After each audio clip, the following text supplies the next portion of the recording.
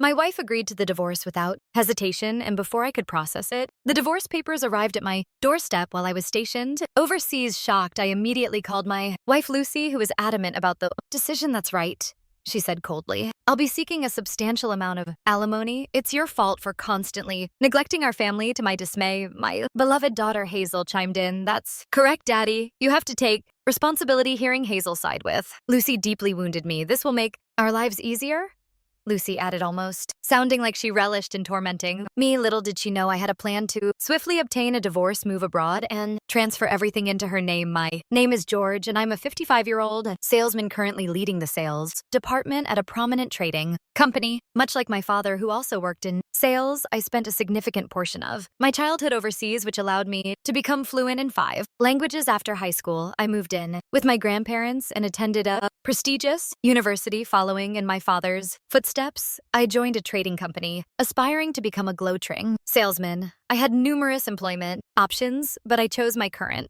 organization due to its active involvement in global trade despite obstacles like the economic downturn. Following the bubble's burst and the stock market crash during the Lehman crisis, I managed to achieve remarkable results. The recent pandemic severely impacted the global economy, but we're gradually recovering. Overseas business trips have resumed, and as the sales head, I frequently travel for crucial negotiations. Another trippa, Lucy remarked sarcastically as I packed for my next journey. This one might take a while, I responded calmly. And I'm counting on you to take care of the house, Lucy smirked, turned away and left the room. After finishing my packing, I headed to the living room for a break, only to overhear Lucy's discontented voice. He's making a big show of packing by himself, so passive aggressive. Well, it's better if he doesn't need our help, isn't it, Hazel? Replied in a conciliatory tone. I sighed, took a few steps back, and cleared my throat before entering the room. Oh, Dad, are you all ready?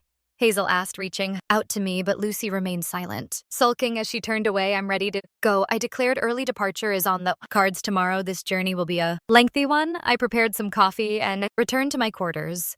Lucy and I have occupied separate bedrooms for almost 2 decades. She held seniority over me at the company, working the front desk. With her captivating appearance and effortless charm, she was the center of attention. Men from all corners flocked to her, desperate to capture her affection. Hailing from abroad, I lacked experience with women. I preferred the company of my high school and university friends, never having a romantic partner. To Lucy, I must have seemed like a mere child, undeserving of her time. Yet as a newcomer, I gained recognition as a promising prospect, inadvertently becoming a sort of celebrity. One day when I visited the reception, Lucy covertly handed me a hairpin with her phone number inscribed. Most would have been elated, but I was so engrossed in my work that I could not fathom the company's star bestowing such attention upon me. Thus, I disregarded her gesture. On her way home from work, she unexpectedly confronted me and insisted we go to a restaurant. While sipping her wine, she directly asked, George, do you have a girlfriend? Feeling nervous, I replied, no. I'm too focused on learning the job right now. You're so serious, but I've heard the executives have high hopes for you. You're talented and multilingual. A true rising star, she said, gazing at me with admiring eyes. I tried to downplay it, saying speaking multiple languages is common here, and your humility too. You're truly remarkable, she remarked. Her words didn't particularly move me, but they seemed to inspire something in her. After several more shared meals, we somehow found ourselves in an approved relationship at the company as my business trips abroad became more frequent.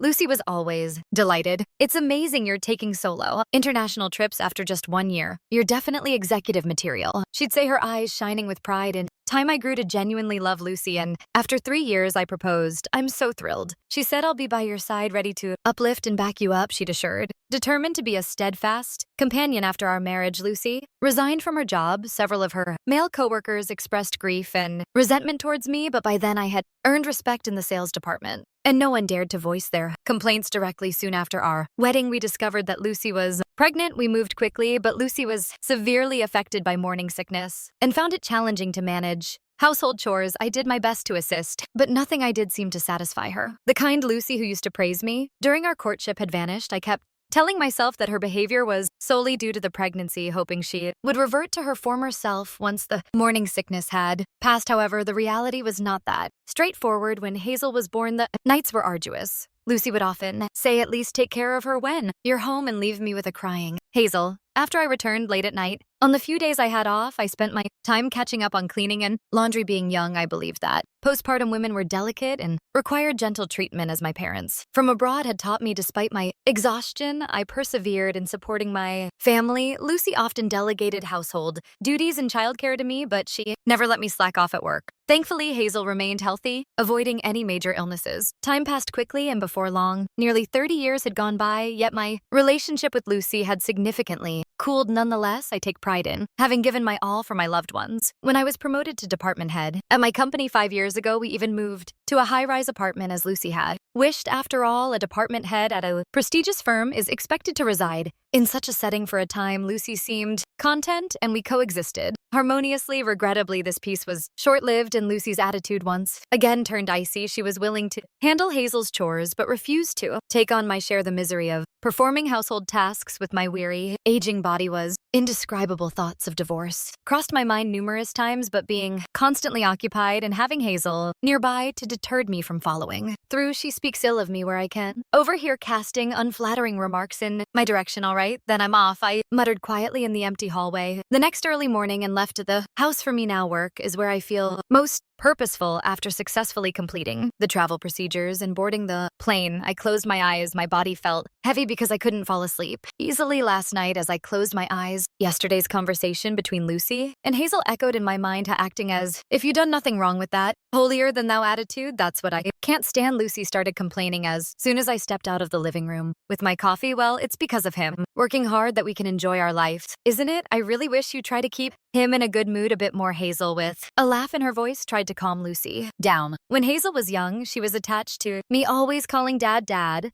But as she get puberty, she started to rebel against me. On the other hand, she seemed to gravitate towards Lucy, who wasn't much of a caretaker, but was fashionable and youthful. Lucy, indifferent to parenting, must find Hazel, who speaks sweetly, a more manageable partner compared to me, who can be nagging, especially when it comes to expensive decisions like high school or college enrollment. Hazel, more cunning than Lucy, cleverly navigated between the two of us to benefit herself. Initially troubled by Hazel's rebellious attitude, I was pleased when she became docile, but a certain event made me realize her true nature was twisted. I used to criticize Hazel for not finding a job after graduating from college, calling her activities bridal training while she just hung out. But now I don't even feel like saying anything. Dad, do you know any good guys at your company? I wish to find someone reliable and wonderful like you, Hazel would occasionally say when I was home, almost like she was flattering me. Well, if I see someone promising, I'll introduce him to you. I'd respond with a smile, but my heart had grown cold in the end. Hazel probably just wants someone convenient to leech off, just like Lucy. Does one victim in this family is enough? So I've been dodging the issue, pretending to look around. He never introduces any men to me. I'm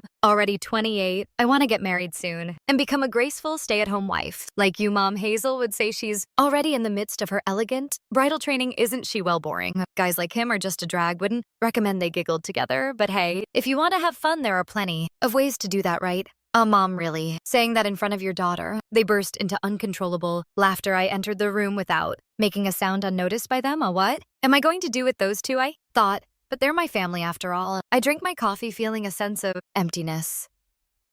The coffee was too bitter, keeping me from falling asleep easily. Before I knew it, I had arrived at my destination in Bangkok. It seems I had fallen asleep while deep in thought. Leaving the plane, I felt a sense of refreshment, a stark contrast to the heaviness I felt on leaving home. At the airport, I met up with the local staff, who came to pick me up and was guided to the branch office. There, we discussed the details of this transaction. Thailand is a vital hub in Southeast Asia for our company, holding significant importance on the final day of my trip. After smoothly progressing through negotiations and successfully concluding the contract, all that was left was my return home. A letter from Japan arrived at the hotel where I was staying. Why would they send it by mail when a call or email from the company would suffice, especially since it was addressed to me? Personally curious, I opened it to find a single piece of paper inside. Unfolding it, I saw that it was a divorce paper, signed and stamped by Lucy. Sending the papers all the way to Bangkok, couldn't she have waited until I got back to Japan? Feeling frustrated, I decided to call Lucy anyway. Oh, how unusual. Did the post arrive by any chance? Lucy asked her, tone dripping with meaning. Yeah, the divorce papers did. What's this all about? I asked calmly. Elsie grinned and laughed. What do you think? I want divorce. You've been neglecting the family so much that I finally run out of patience, she declared. Triumphantly, is that so? I responded. Lucy just laughed scornfully. I'm serious. Even our daughter agrees with the divorce, she rattled on, not giving me a chance to speak, so there. You go, I'll be taking a hefty alimony. Thank you very much, it's all your fault. For always disregarding the family in the background, I could hear Hazel's voice. That's right, it's all Dad's fault. You better take responsibility, she said, berating me. This will make our lives easier. As I listened to their beige of insults, Lucy burst out laughing. Come on, why so silent, shocked at being dumped? Maybe he's crying over there. I quietly told them, OD, let's get a divorce. I'll give you everything I own. I promise I'll also take the savings. You have no complaints. Right after all, I supported you all this time, so you should be grateful and hand it over, Lucy said, and I could almost see her smirking over the phone. Understood, Latoon, proceed with that, I said as I heard their triumphant laughter. I hung up the phone. While things are about to get busy, I muttered to myself and decided to get moving right away. Upon returning to Japan, I immediately submitted the divorce papers and completed all the necessary procedures, feeling a sense of relief I hadn't felt in 30 years. I cracked open a beer, leaned back in the chair I brought out onto the deck, and enjoyed the pleasant breeze. A hum escaped me involuntarily, then my cell phone rang loudly. Who's that? I thought, picking up the phone. Lucy's name flashed on the screen. Hello, I answered, and immediately Lucy's hysterical screaming blasted through the line. What do you think you're doing? She yelled, her voice so loud it distorted the sound. What do you think you're doing? What's going on? I responded coolly. For a moment, all I could hear was her heavy breathing as if she was out of breath. Something about a certificate of content arrived. She started speaking again, still panting, just as it says, due to the divorce, your infidelity has been uncovered, so I'm claiming compensation. It's not just that, is it? Said my voice steady.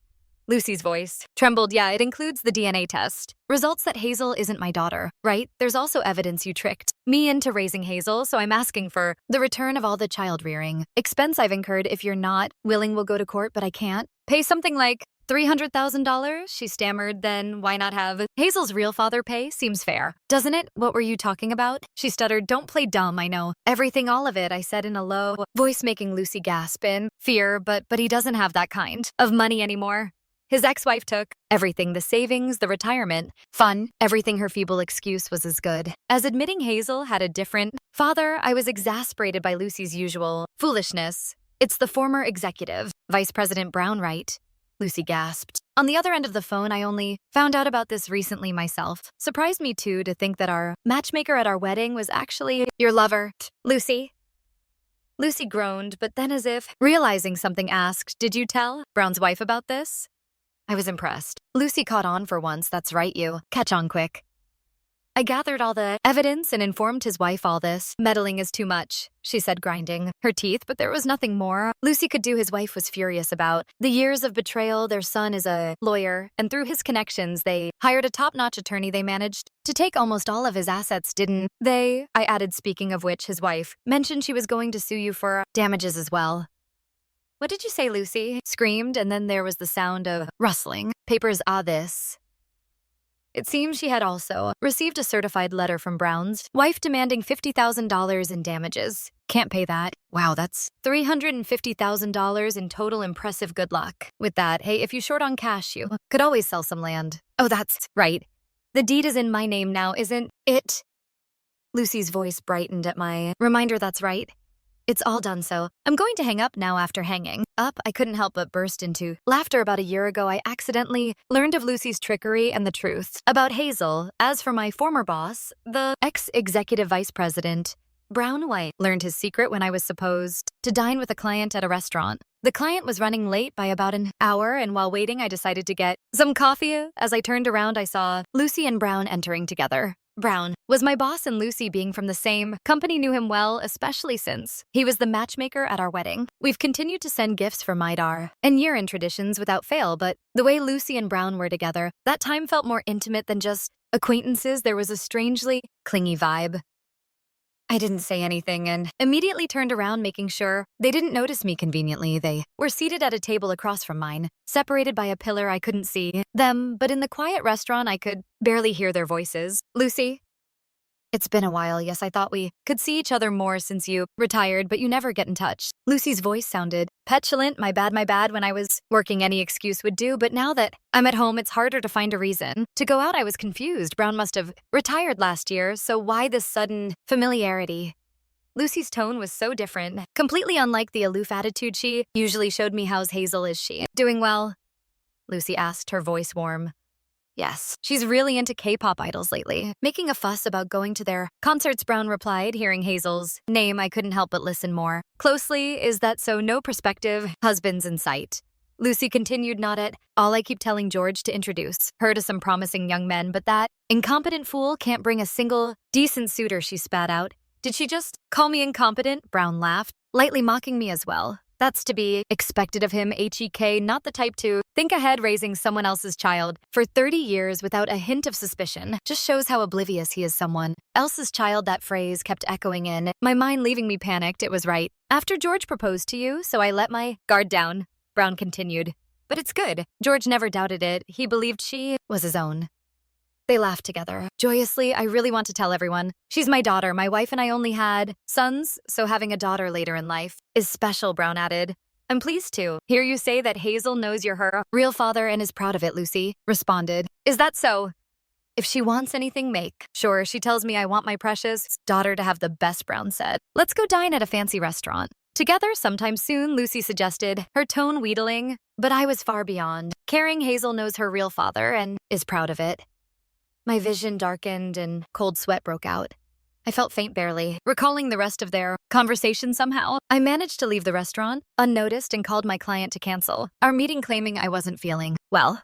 The client apologized, concerned about my health. Strangers are far kinder. I found myself muttering, I've been betrayed by my former boss, my wife, and my daughter, all alone. I don't remember how I got home, but when I came to, I was lying on my bed. Neither Lucy nor Hazel had come home yet. As I stared up at the ceiling, I swore I would uncover the truth about Lucy and Brown hiring a private investigator. Didn't take long to confirm my suspicions. They were involved in an affair. Worse, it started even before she married me, talking to someone who had retired. I learned their affair was quite well known back then. Then came the DNA. Asleep in the living room, I secretly took a saliva sample. I felt utterly miserable, doubting the paternity of the daughter I had once cherished, but now realizing she was just as deceitful as Lucy. My anger replaced any lingering affection. The results confirmed it. She wasn't my biological daughter. As I looked at the evidence of Lucy and Brown's infidelity and the DNA test results, I laughed. It was a dry, hollow laugh. I'll use this evidence to drag them through the mud, I swore to myself. A year went by as I waited for the right moment when Lucy lied about going to a hot spring with friends and instead went out with Brown. I didn't miss my chance. I contacted Brown's wife, revealing their affair with the evidence I had gathered. She turned pale as she examined the proof, but promised to fully cooperate with me with the help of a top-notch lawyer and her son. We stripped Brown of everything. He was cast out just as his wife had promised. It's your turn now. I'd remember her words when I reported back to her 3 days later. Then Lucy called me again, her voice frantic. What's the meaning of this? She yelled. What do you mean, what's the meaning of this? Maybe you should expand your vocabulary, I replied. Exasperated, Lucy breathed heavily in frustration. You transferred the deed to that land, that remote mountain. It's practically worthless. I talked to a real estate agent and they said I'd lose money selling it. The maintenance fees and taxes are a nightmare. I calmly replied to her shrill protests. You said you wanted everything I owned. I just made your wish come true. Thanks, by the way. That land from Grand Po was a burden, so you taking it off my hands really helped me out. After my sarcastic thanks, Lucy probably fell silent from sheer anger. Then I heard a voice shout, Mom, it's a disaster. Wait, Dad, is that you? The call switched to video chat and Lucy's face looked furious. While Hazel was pale with shock, I just went to the bank to check our account. Mom, calm down. There's less than 100 left. Lucy's jaw dropped. Dad, what's going on? Hazel glared at me. There's no money left because you all spent it, I replied. Calmly, Lucy glared at me, raising her voice. Take a good look. My paycheck gets deposited right, but almost every month it just disappears. And what about the bonuses? They went straight to your overseas trips, designer bags, and spa treatments. No way, that can't be true. But as Hazel looked at the bank statements, her expression said it all. She was dumbfounded. You know, George, Lucy continued, it's your job to take care of your wife and daughter, yet you haven't managed to save a single penny. You're utterly incompetent. I met her harsh words with a cold response. I haven't bought anything for myself since we got married. Everything was for you and Hazel, and what did I get? In return, betrayal and mockery. Why should I satisfy someone who treats me like that? Behind Lucy, I noticed Brown. Peeking out, it seemed he'd been there. All along, kicked out by his wife, he must have ended up at Lucy's place. George. Long time no see, Brown said, trying to sound calm, though. He looked more disheveled than before. Long time no, Mr. Brownie replied firmly, his face twisted. As I continued, after betraying people for so long now, you're kicked out with no home or money. What do you want from me? Brown forced a smile. Well, what's the matter, George? That's not like you were talking about the wife you've been with for 30 years and the daughter you cherish. Stop being petty and help them out, will you? His words made my blood boil. Help? Why should I? Why don't you help Lucy and Hazel if you care so much? Brown shrugged sadly. George, I'm just an old man now. My relationship with Lucy wasn't what you think. She was just helping me out, so please, with a generous heart, help Lucy and Hazel and me too in our time of need. I watched him, realizing he might have always been this shameless, but it was only now becoming clear. Just then Hazel cried out, almost screaming, Dad, your daughter's in trouble. We can't even afford food. You stopped the credit card. Remember, it's been unusable since yesterday. Then Hazel, maybe you should work and support your real father. Replied coldly, what are you talking about? My father. Hazel shot back her eyes, fierce and determined. Didn't you say you'd rather have a rich executive as your father than someone incompetent like me? If that's the case, you should cherish that father you're so proud of, I said, trying to guide her to the truth. Hazel exploded. What are you talking about? Sure, I heard he was rich and had a fancy degree, but now he's just a broke, jobless old man. I don't need someone who can't even buy me anything. She started stomping and yelling while Brown beside her looked petrified. Right? You transferred all your assets. Silly, didn't you? Then this house belongs to her. She said we could sell it and get a significant amount of money. Panicked, Brown blurted out, yes, that's right. It's the high-rise luxury apartment. It might fetch around $1 million. WR. Lucy. Hazel's anger vanished as she suddenly smiled. That's amazing. We're set for a while. Brown turned to me cheerfully. George, my apologies, but we're going to sell this condo you bought and use the money for living expenses and a loan payments. I enlightened him with a simple fact. What are you talking about? This condo was never in my name, so doesn't belong to Lucy.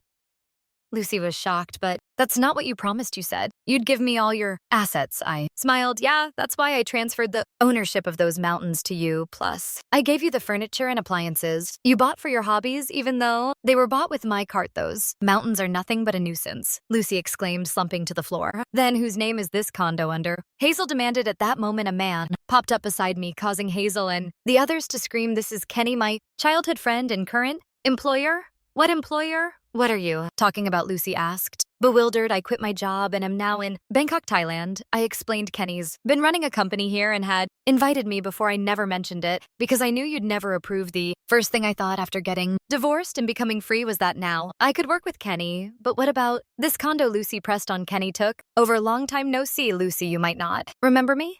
We only met at the wedding. I bought this condo as an investment. I didn't want to rent it to just anyone. And when I heard George was looking for a place, I told him he could rent it cheaply. I'll saving up to build his dream house after retirement. So that's why the condo is Kenny's. I added, watching as Lucy and the others looked disappointed. Their plans to sell it ported. Kenny continued cheerfully. You'll probably hear from the real estate agent, but please move out by the end of this month. I rented it to George and his family, but now that you're divorced, Lucy, you're a stranger, and Hazel wasn't really his daughter, right? So I have no reason to rent the place to you, Lucy. And the others started shouting at each other, hurling insults. It all stemmed from Mom making Dad angry. I told you to handle it better, I said first. Brown told me to trick George into thinking Hazel was his child when I got pregnant. If you're going to deceive, at least keep it up until the end. You got caught because you were sloppy. It's your fault that the argument had become unpleasant and unbearable. If you want the debate, do it later. Pack your belongings now. I'm ending this call, I stated firmly. The trio glared at me. Then Lucy cried out, George, it was all a misunderstanding. It was an error. I only love you when I was younger. This man deceived me. Hazel was a mistake, and I don't need her anymore. Let's pretend the divorce never happened. I'm a victim too. So let's go back to how things were. Please, I was just lonely and foolish. Hazel snatched the phone from Lucy. Dad, you're the only dad I have. You've always taken care of me. Don't listen to Mom. Let's live together, just the two of us. I'll show you your grandchildren someday. Can I come live with you too immediately? Brown chimed in. George Bang is an excellent choice. Southeast Asia is booming. I'd love to work at that company. Too, despite my age, my achievements speak for themselves. Please introduce me to your friend Kenny. The trio argued over the phone, trading insults back and forth. Kenny and I watched in disbelief, feeling overwhelmed. Finally, I quietly hung up the phone. The past decade had been a grueling journey for Kenny. With empathy, he acknowledged the challenges I had, confronted in cutting ties with those who had caused me to stress as we clinked our chill beers. A sense of relief washed over us, toasting to the newfound freedom that lay ahead. The real estate agent directive had compelled Lucy and her companions to vacate the condo despite their efforts to remain. Regrettably, her family had refused to provide them shelter, leaving them to wander between internet CFAs. Brown's circumstances were even more dire as his wife's powerful connections had obstructed his ability to secure employment or lodging. Ultimately, his desperation led to an unfortunate outburst, resulting in his arrest. As I reflected on these events, a sense of vindication emerged, tempered by the realization of the profound personal toll that betrayal and adversity can take. Ashamed, Lucy and Hazel vanished from the city without a soul. One day, they trace rumors swirling about them living in seclusion in the distant mountains. Since then, I've joined Kenny's company, and our cells have steadily climbed. The people here are kind, filling the void left by Lucy and Hazel. Sharing a beer with Kenny after work, discussing the business and reminiscing has become my greatest joy despite my fatigue. I'm deeply grateful for this change. Reflecting back, I see I wasted time due to misjudging people, but those lessons have taught me to treasure the wonderful company I now have. In the years ahead, I aim to cherish my relationships and time even more.